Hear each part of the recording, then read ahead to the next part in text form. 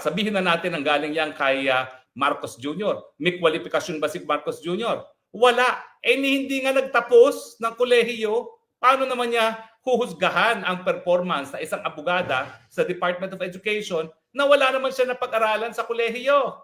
Siguro, hindi talaga magsasalita ng ganyan ng Marcos Jr. dahil alam niya, kinakailangan magkaroon muna siya ng degree, ng papel bago magsalita sa kwalifikasyon ng ibang tao, lalong-lalo na sa posisyon ng Department of Education kasi education talaga napaka-importante po niyan.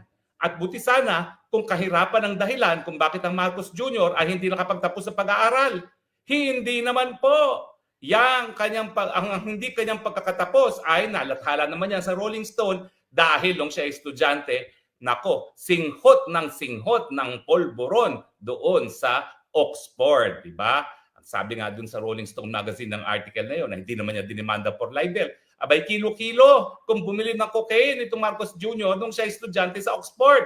Magtataka pa ba kayo na siya ay drop out?